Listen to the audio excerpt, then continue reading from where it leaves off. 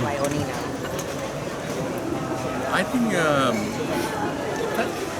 it is a moment of recollection for people in Dompok with all these things coming out. The suppression of what happened when the sad tragedy,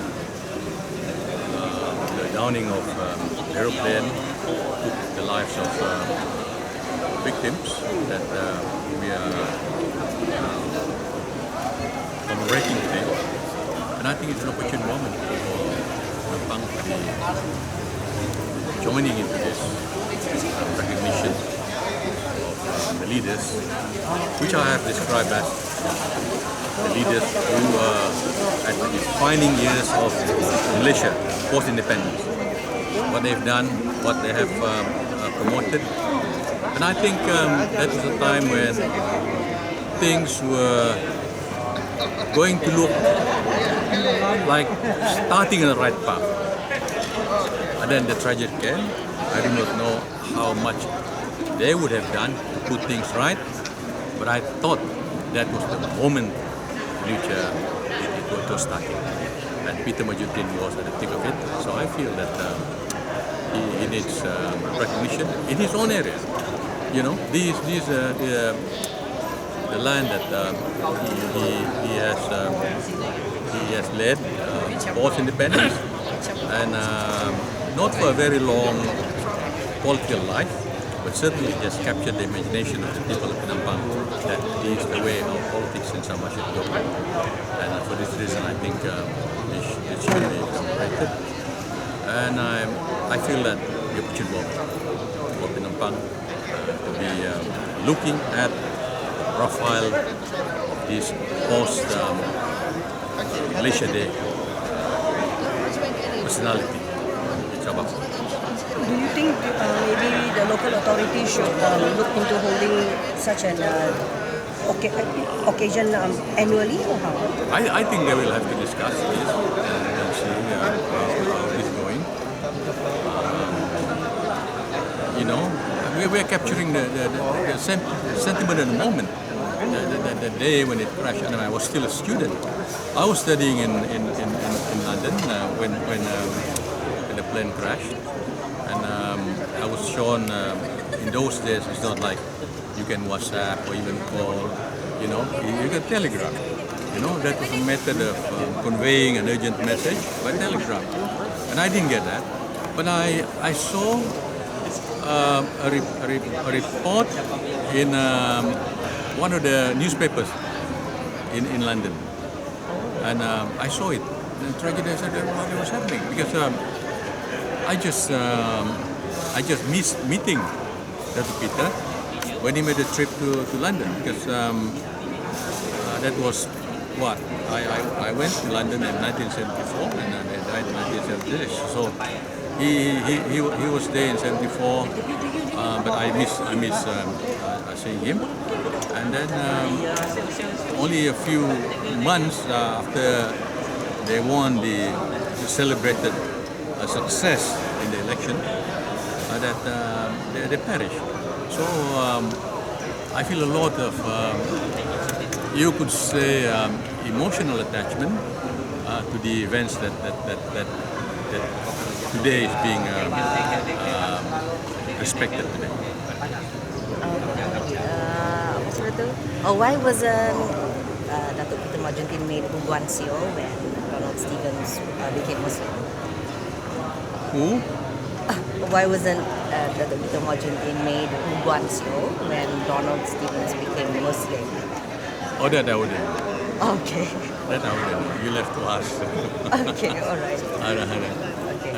Other people. There was a long period of void even between Donald Stevens and Country Party. It was quite a long period of void. So the question is for others who are more knowledgeable. Okay, one more question, unrelated.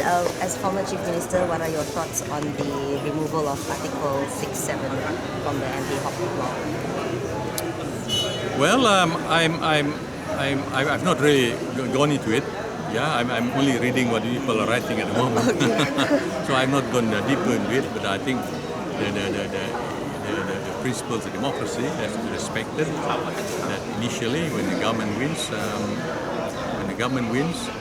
when there's an election and the party wins, the government is formed by the people who have won the elections or who command the majority, who are likely to command, in the opinion of the Tuan Yang Terutama, to command the majority of the assemblymen who are elected. But the Article 67 states that the head of state does not have the say, right? Does not have to say. Yeah, he doesn't, right? He doesn't have a say.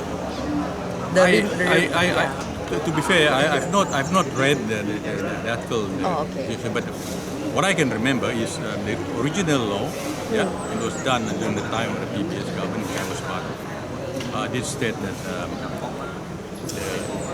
for the avoidance of doubt, yeah, the leader of the party who has won the majority of seats will have to be the leader, the leader of the government, that means the chief minister.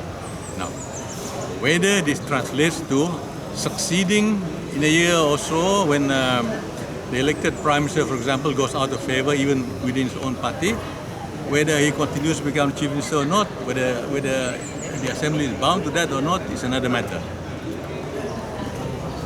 Yeah?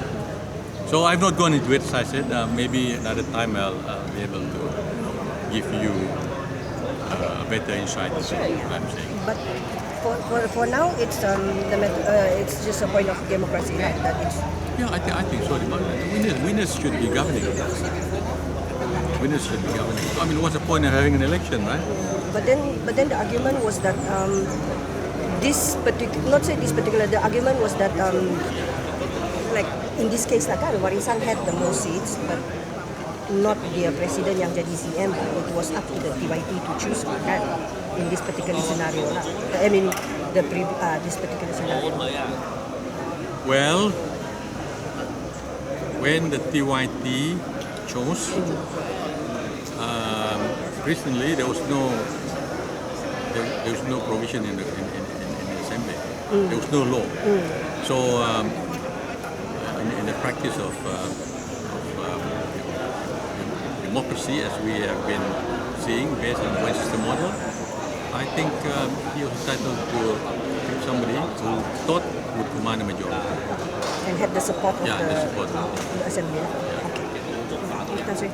The other provision, I have to read. Bikin bingung. Seriously. I would never look into it.